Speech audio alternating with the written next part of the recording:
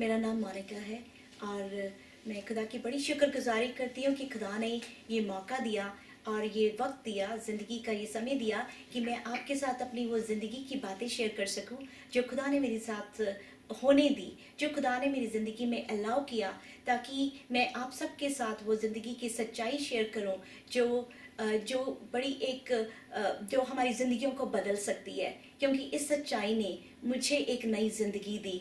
और मैं दुआ करती हूँ कि जो भी इस मेरी इस बातों को सुन रहे हैं, यीशु जी आप एक एक के दिल को छू लेना, ताकि ये लोग ये सब उस बरकत को रिसीव कर सकें जो बरकत आपने मेरी ज़िंदगी में दी है। मेरी मेरी लाइफ की स्टोरी जो है वो इस तरह से है। जब मैं 8 साल की थी तो मैं इंडिया में रहती थी और हमारे घर के पास एक चर्च था। उस चर्च के उस मैं अक्सर उस चर्च में चली जाती थी और आगे जाके बैठ जाती और सिर्फ क्रॉस की तरफ देखती। तो जब पास्टर ने देखा कि ये बच्चा अक्सर आ जाता है, तो उन्होंने मुझे बाइबल दी और मुझे कहा कि सिर्फ जीसस ही सच है। तो उनको पता था कि मैं हिंदू हूँ और मैं मूर्तियों को पूजती हूँ, तो उन्होंने कहा कि मूर्ति पूजा नहीं करनी और सच जीसस को प्रे करना है। तो उस दिन के बाद मैंने उस चर्च में जाना छोड़ दिया, क्योंकि मुझे डर लगता था कि वो पास्टर मुझसे पूछेंगे कि मैं क्या अभी भी मूर्तियों को पूज रही हूँ, क्योंकि मैं उनको नहीं छोड़ सकती थी। उसमें वहां पे तो मैं जन्मी थी। इसी तरह से वक्त गुजरा, मैं दोबारा कभी चर्च नहीं गई। जब मैं 14 साल की हुई, तो जैसे इंडिया में वीची बोर्ड एक बड़ा कॉमन सा गेम की तरह खेला जाता है, और पहले तो इंडिया में था, आज दुनिया के हर कोने में वीची बोर्ड को एक एक गेम बन गया है। तो मैंने भी वो गेम प्ले किया। वीजी बोर्ड में अलग अलग तरह के अल्फ़ाबेट्स होते हैं, 1 to 10 लिखा, यस नो, डिफरेंट तरह के वर्ड्स बना के उसमें एक एक कॉइन में एक कोई भी जो जो अब तो मैं कहूंगी बदरू कोई भी होती है, इवल स्पिरिट, हम उसको बुला लेते थे और हम उससे क्वेश्चन पूछते थे। तो मैंने भी ऐसे किया, एक कॉइन लिया और उसमें उस स्पिरिट को बुलाया और वो स्पिरिट आ गया और वो कॉइन अपने आप चलने लग गया। और वो कॉइन जो था, जो भी मैं उससे क्वेश्चन पुट कर रही थी, तो वो बड़ी तेजी तेजी से चलता जा रहा था। और मैंने जब उसको कहा कि अब जाने का वक्त हो गया, तो उसने मुझे कहा कि उसको उसको मेरे साथ बातें करना बड़ा पसंद आया, तो मैं उसको अगले दिन 4 बजे दोबारा बुला लूं। तो नेक्स्ट डे 4 o'clock मैंने उसको दोबारा वही वीजी बोर्ड खोल लिया और उसको दोबारा से बुलाया। तो वो दोबारा से वो स्पिरिट आ गई, और वो जो स्पिरिट आई तो उसने उसने उसने फिर बड़ी सारी बातें करी मेरे साथ, मुझे बड़ी सारी बातें बताई। जो भी मैं क्वेश्चन पुट करती जा रही थी, तो वो उसका जवाब देती जा रही थी। उसके बाद अगले दिन हर रोज मैं उसको बुलाने लग गई।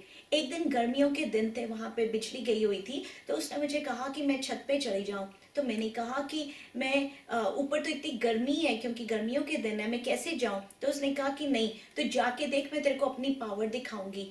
तो जब मैं ऊपर गई, तो एक बादल जो है सूरज के सामने आ गया और हवा ठंडी सी चलने लग गई।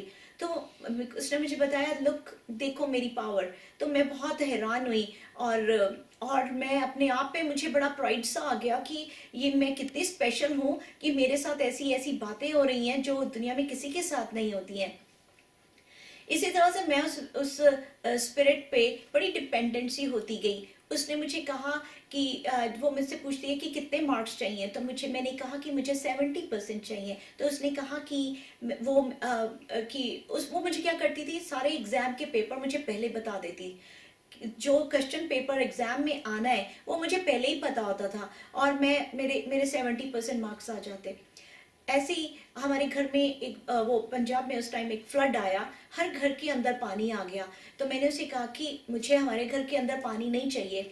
तो उसने कहा, अच्छा एक कागज लेके आओ, साथ में हल्दी, मौली, पानी और सिंदूर, ये सारी चीजें उसने मंगाई। और उसने उसमें वो सारे, जैसे वो गणेश का वो साइन होता है और जितने भी हमारे हिंदुओं वाले साइन होते हैं, वो बना के उसने एक विच क्राफ्ट सा किया।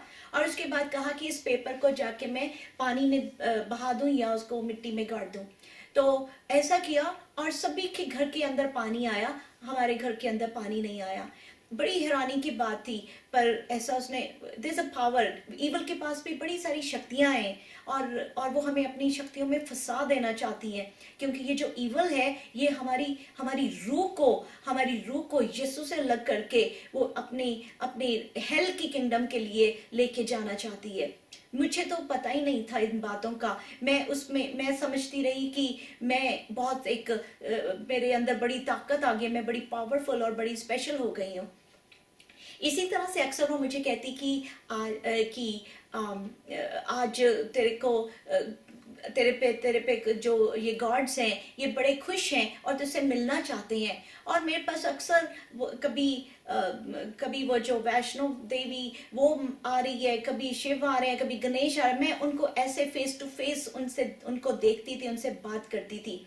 तो वो मैं अपने आप को हर किसी से स्पेशल समझती थी, और मैंने कभी ये बात किसी को बताई नहीं, क्योंकि उसने मुझे कहा कि अगर मैं ये बातें किसी को बताऊंगी तो मेरी पावर चली जाएगी, और मैं ये लूज नहीं करना चाहती थी। टीवी प्रोग्राम्स में जैसे खत्म होता है तो उसमें कुछ क्वेश्चन पुट किए जाते हैं, तो वो मुझे सबके जवाब दे देती, और बड़े सारे अवार्ड्स विन किए इसी वजह से। और मुझे लगता था मेरी जिंदगी तो बिल्कुल बिल्कुल टॉप पे है, क्योंकि मेरे पास जैसे एक जिनी आ गई थी मेरे हाथ में। पर ये जिनी नहीं थी, ये जो सारी अच्छाई चीजें जो मुझे दिखाई जा रही थी, ये एक बेट था मेरी रूह को छीन लेने का मुझसे। तो एक वक्त ऐसा आ गया कि उस स्पिरिट को मुझसे बात करने के लिए कॉइन की या किसी चीज की जरूरत नहीं पड़ती थी, वो मेरे अंदर ही आके मुझसे बात करती थी। और फिर उसने मुझे बताया कि वो कहाँ पे मरी, यूएस में मरी। उसने अपना एड्रेस दिया, जब कांटेक्ट किया गया तो पता चला कि वो उनकी कुछ पुरानी दादी परदादी इस तरह से कोई मरी थी। इस तरह से मेरी जिंदगी में ये चंगियाइयाँ तो आई, ये अच्छी अच्छी ये देखने में जो मटेरियलिस्टिक अच्छाई चीजें थी वो थी। पर मेरी पीस खत्म हो गई। मैं रोती थी, क्योंकि अगर मैं अब उस टाइम को देखूं तो मैं अक्सर अपने आप को मिरर के सामने पूरी आंसुओं में डूबी हुई देखती थी। मेरे दिल में मेरे चैन नहीं था, मुझे पीस नहीं था, मेरी जिंदगी में कोई खुशी नहीं थी। क्योंकि मटेरियलिस्टिक चीजें सिर्फ कुछ मिनटों की खुशी दे सकते हैं, बट मैं खुश नहीं थी। जब मेरी शादी हुई तो मेरी शादी में भी बहुत सारी मेरी प्रॉब्लम्स आई, बहुत सारी प्रॉब्लम्स आई। मैं कभी खुश नहीं थी। बड़ी एक हमेशा जिसमें लड़ाई झगड़े और बस हर्ट और पेन्स वाली जिंदगी थी।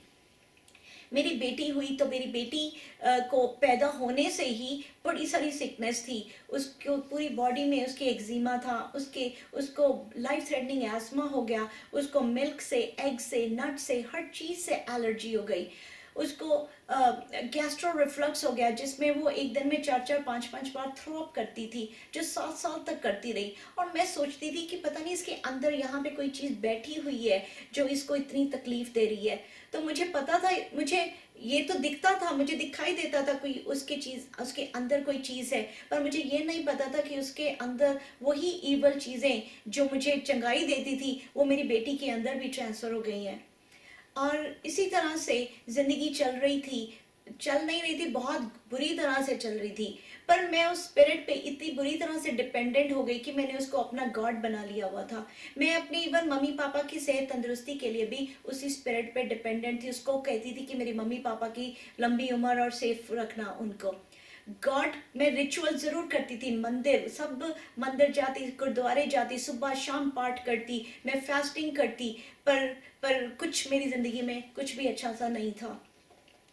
इसी तरह से एक बार मेरी बेटी की सर्जरी होनी थी, और मैं उसकी जैसे मंगलवार को सर्जरी थी, तो मेरे हस्बैंड के काम पे एक लेडी है जो क्रिश्चियन थी, उन्होंने कहा कि हम उसके चर्च आ जाएं। तो हम संडे को जब उनके चर्च गए तो उन्होंने मेरी बेटी को ऑल्टर पे बुलाया, और सारे चर्च के लोग आगे चले गए, उस पर हाथ रख के दुआ करने लग गए। तो जब मैंने देखा कि ये सब लोग मेरी बेटी के लिए दुआ कर रहे हैं, मुझे बहुत अजीब लगा। वो लोग रो भी रहे थे, उनकी आंसू भी आ रहे थे। तो मैं बहुत हैरान हुई कि ये लोग कैसे लोग हैं जो मेरी बेटी के बीमारी पे रो रहे हैं। क्योंकि मैं मंदिर जाती हूँ, मैं गुरुद्वारे जाती, वहां पे तो कोई किसी और की पूछता ही नहीं है। किसी ने आज तक कोई नहीं पूछा कि आपकी बच्ची बीमार है, प्रे कर दें। कोई और तो क्या, मैंने भी कभी किसी के लिए नहीं पूछा, मैंने भी कभी किसी के लिए दुआ नहीं की, क्योंकि इतनी सेल्फ सेंटर थी कि मुझे लगता था कि यही, कि अगर मैंने किसी और के लिए दुआ कर दी तो मेरे हिस्से में से चला जाएगा। मैं जब मैंने उनको सबको ऐसी दुआएं करते देखा तो मैंने अपने हस्बैंड से कहा कि ये कितने प्यारे लोग हैं, ये जो क्रिश्चियन लोग हैं ये कितने प्यारे हैं, ये कितना दर्द रख के मेरी बच्ची के लिए दुआ कर रहे हैं। तो मेरे हस्बैंड ने कहा ये तो वाइट कल्चर है, ये गोरे लोग हैं, ये ऐसे ही करते हैं। तो हम आ गए। तो अगले दिन मंडे को खुदा ने मेरे दिल में डाला कि मैं अपनी बेटी को दोबारा स्पेशलिस्ट के पास ले गई। तो जब स्पेशलिस्ट ने उसको देखा तो उसने कहा कि इसको तो सर्जरी की ज़रूरत ही नहीं है। उन्होंने मेरे सामने हॉस्पिटल में फ़ोन किया और सर्जरी कैंसिल कर दी। ये पहला मिरेकल था जो मैंने जीसस से रिसीव किया उस वक्त। मैं बड़ी खुश हुई। हम शुक्रगुजारी के लिए एक बार फिर चर्च के लोग हमारे घर आए, एक बार वो बाइबल लेके आए और उन्होंने जीसस की बातें हमें बतानी शुरू करी। तो मैंने अपने हस्बैंड से कहा कि अब ये लोग दोबारा हमारे घर नहीं आने चाहिए, क्योंकि ये तो अपने जीसस की बातें बता रहे हैं और हमें हमारे मुझे मेरे पास मेरे गॉड हैं, मुझे जीसस नहीं चाहिए। मैं सिर्फ जीसस से गिफ्ट लिया और दैट्स इट, गुड बाय कर दिया जीसस को उस टाइम। इसी तरह से वक्त बीता, वक्त साल बीत गए। पर मेरी बच्ची को वो प्रॉब्लम ठीक हुई तो और बहुत सारी परेशानियां थी और वो जो भी ज़िंदगी वैसे ही पूरी तरह से कंटिन्यू रही। वो जो इसी वक्त में मैं कहीं पे एक जगह वेंडीज पे कुछ खाने के लिए लेने गई तो उन्होंने गलत ऑर्डर दिया। तो मैं क्योंकि बहुत मेरे अंदर प्राइड था, गुस्सा था, मैं गुस्से में गई और कहा कि मैनेजर को बुलाएं। तो वहां से मैनेजर जब चली आ रही है तो मुझे किसी ने कान में कहा कि इसको अनु करके बुलाऊं मैं। तो जब वो आई तो मैंने कहा अनु, तो उसने कहा हाँ आपको मेरा नाम कैसे पता है। तो मैंने कहा कि अब मैं उसको कैसे बता दी कि किसी ने मुझे कान पे बोला है। खैर वहाँ पे हमारी जब बात हुई तो उसने तब पता चला कि वो मेरी स्कूल की टीचर थी। जब मैं किंडरगार्टन में थी तो वो मेरी टीचर थी। उन्होंने मुझे अपना फ़ोन नंबर दे दिया। 6 महीने बीत गए, हमने कोई बात नहीं हुई, मैंने कभी उनको कॉल नहीं किया। मेरे पैर का फ्रैक्चर हो गया और इसलिए मैं घर पे थी, मैं कहीं काम पे नहीं जा रही थी। तो उस दिन अनु ने मुझे एकदम अचानक मेरे हाथ में अनु का फ़ोन नंबर आया। मैंने उनको कॉल किया तो उन्होंने मुझे कहा कि क्यों ना आप मेरे घर आ जाओ। तो हम उनके घर गए। जब घर गए तो देखा उनकी हर घर की दीवार में कहीं पे क्रॉस है, कहीं पे जीसस के वर्सेस लगे हुए थे। तो मुझे बहुत अजीब लगा क्योंकि मुझे पता था कि वो तो एक हिंदू फैमिली को बिलोंग करती हैं। तो मैंने उनसे कहा कि आप ऐसा ऐसा ये सब क्या है। तो अनु ने बताया कि वो सारी की सारी फैमिली अब जीसस को प्यार करती हैं। तो मुझे बहुत अजीब लगा, मैं बहुत डिसअपॉइंटेड हुई कि ये कैसे लोग हैं जो अपने अपने खुदा को छोड़ के किसी और के पीछे पड़ जाते हैं। तो मैंने सोचा कि मैं अब इनसे दोबारा कभी बात नहीं करूंगी। पर वो मुझे बात जब फ़ोन करती तो वो जब भी फ़ोन करती तो वो जीसस की, गॉड की ही बातें करती। तो मुझे लगा ये तो बिल्कुल गुमी हुई हैं। तो मैंने सोचा कि मैं इनसे बात करके इनको दुनिया में लेके आऊं, क्योंकि ये नहीं जानती दुनिया, ये जो ज़िंदगी है, ज़िंदगी तो पार्टी है, मूवी है, खुश ऐसे वाली चीज़ें हैं, ये तो हर टाइम गॉड और जीसस में ही गुम रहती है। तो यहाँ पे मैं सोची थी कि मैं उनको लेके आऊं और वहां पे वो बात करनी थी कि ये मोनिका गुम है, मोनिका को वापस लेके आए। मैं आ, आ, इसी तरह से हम में बातें होने लग गई। तो एक दिन उन्होंने मुझसे एक बात कही, और वो जो जिंदा बात है, वो बात मेरे अंदर चली गई। जो वर्ड्स हम बात करते हैं, जो वर्ड्स हम बोलते हैं, इन वर्ड्स में ये जिंदा वर्ड्स हैं। जिस तरह से जब हम जेनेसिस की बुक में देखते हैं, खुदा ने वर्ड्स बोले और ये धरती बनी, आकाश बना, हर चीज़ क्रिएट हो गई सिर्फ वर्ड बोल देने से। ये वर्ड में इतनी पावर है। वो वर्ड, अच्छा वर्ड जो अनु ने मेरे लिए बोला, उसमें उन्होंने बोला कि अगर तू मर जाएगी तो तू कहाँ जाएगी। तो मैंने कहा कि मुझे तो यही पता है, मरने के बाद आप आत्मा बन के यहीं भटकते हो और यहीं पे रहते हो। तो मैंने कहा कि मैं तो यहीं पे रहूंगी और अपने बच्चों को देखती रहूंगी। तो उसने एक और बहुत खूबसूरत वर्ड जो मुझसे कहा, क्यों ना ऐसा हो कि तू भी जीसस के पास आ जाए और तेरे बच्चे भी जीसस के पास आ जाएं। तो जब मैंने ये बात सुनी तो ये जिंदा वर्ड मेरे अंदर चला गया। मुझे लगा कि मुझे मेरे अंदर जब गया और मैंने कहा यस, मुझे भी ऐसा ही चाहिए, मुझे भी गॉड के पास जाना है और मेरे बच्चे भी गॉड के पास आ जाएं, ये तो बहुत ही अच्छी बात है। पर पर मेरे अंदर एक बात थी कि मैं तो सिनर हूँ, मैं तो इतनी गुनहगार हूँ, तो एक गुनहगार कैसे उस पाक खुदा की हजूर में जा सकता है। तो मैंने कहा कि मैं मेरे गुनाह मेरे सामने हैं, तो मैं कैसे जाऊंगी। तो उसने कहा जीसस के थ्रू जाएंगी, जीसस हैज डाइड, जीसस ने तेरे लिए खून बहाया है, जीसस ने तेरे को माफी दे दी है, तेरे सारे गुनाहों को अपने ऊपर ले लिया है और जीसस तुझे गॉड के साथ कनेक्ट कर देंगे, ले जाएंगे। तो मुझे बहुत अच्छा लगा ये सुन के कि ये जीसस तो बहुत अच्छे हैं जिन्होंने मुझे मेरे सारे गुनाहों की मुझे माफी दे दी। ये जीसस तो बहुत अच्छे हैं जो मुझे खुदा के पास लेके जा रहे हैं। तो मैंने उस दिन जीसस को अपनी जिंदगी में रिसीव कर लिया। रिसीव करने से मतलब ये था कि जैसे मेरे पास इतने सारे गॉड्स थे, एज ए हिंदू हम लोगों में कितने 33 करोड़ देवी देवता हैं, तो मेरे को इन 33 करोड़ों में एक और यीशु को ऐड करना मेरे लिए मुश्किल ना था। मैंने यीशु को भी ऐड कर लिया उसमें। और यीशु को जब ऐड किया तो जब यीशु को ऐड किया तो मेरे लिए मैंने जीसस अपने बाकियों को नहीं छोड़ा, सिर्फ यीशु को भी उसमें ऐड कर लिया और मुझे लगा कि अब सब सही हो गया। पर मुझसे अनु अक्सर कहने लगी कि ये जो तेरे बाकी के ये जो गॉड्स हैं, ये जो बाकी के सो कॉल्ड जिनको तुम मानती है, वो सब फेक हैं, वो सही नहीं है, वो सच नहीं है, सच सिर्फ यीशु है। ये बात मुझे समझ नहीं आ रही थी और मैं बड़ी ज्यादा उस टाइम मैंने जीसस को तो अपने क्योंकि जिंदगी में ले आई थी, तो एक बड़ी स्ट्रगल मेरी जिंदगी में एक शुरू हो गई।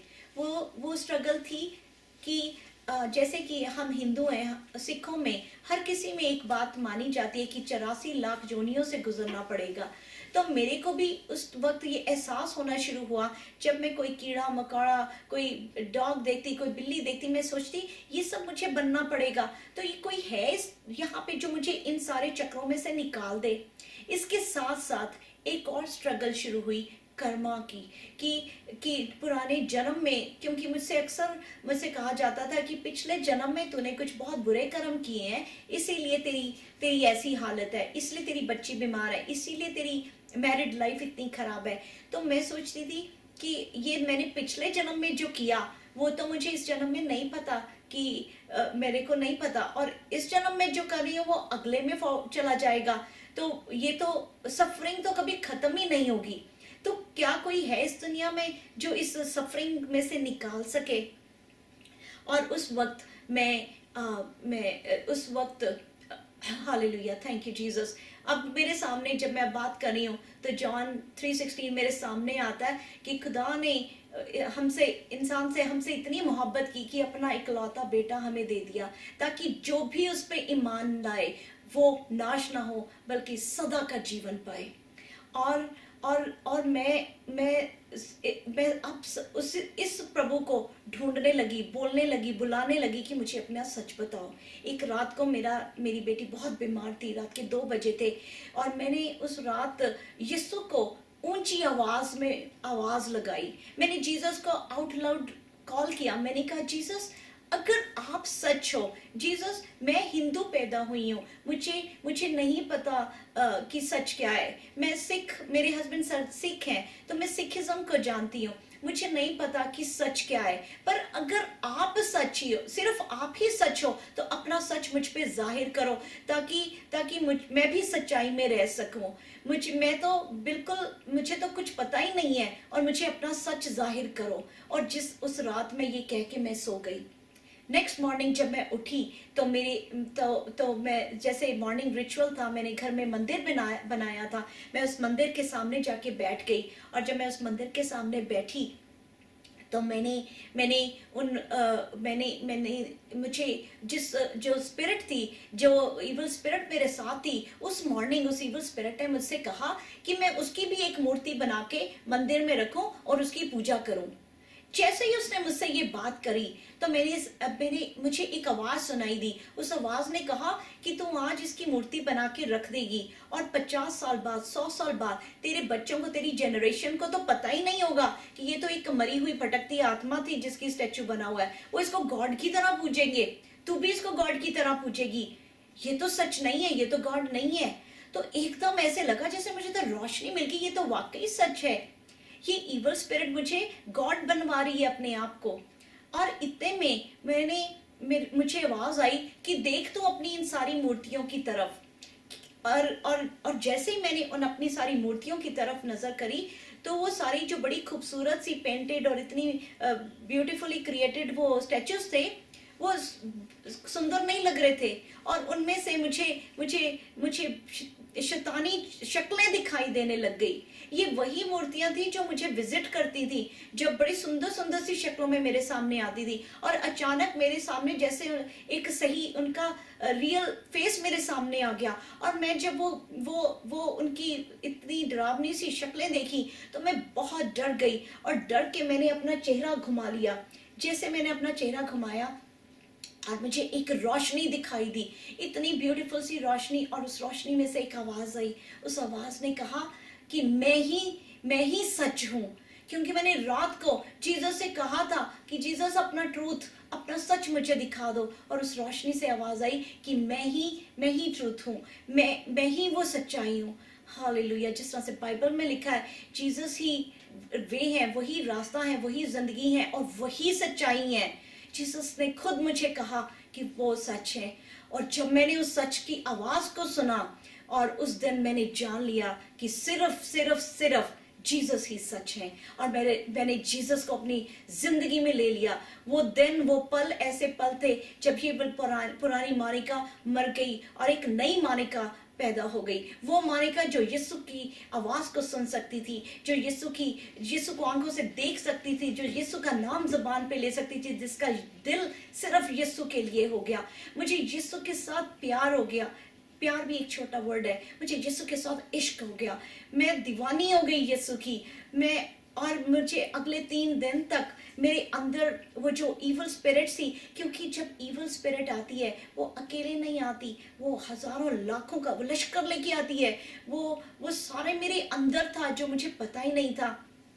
और 3 दिन तक मेरी डिलीवरेंस होती रही। मेरे अंदर से वो सारी चीजें जाती रही। और तीसरे दिन मैं बिल्कुल मुझे जीसस ने बिल्कुल क्लीन कर दिया।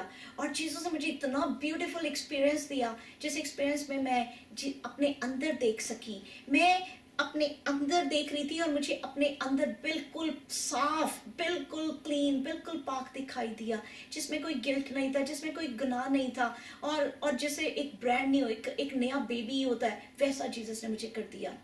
वो दिन मेरी जिंदगी का, दैट वो 8 साल पहले, वो जब जीसस मेरी जिंदगी में आ गए और मुझे इस अंधेरों से निकाल के अपनी रोशनी में लेके आ गए।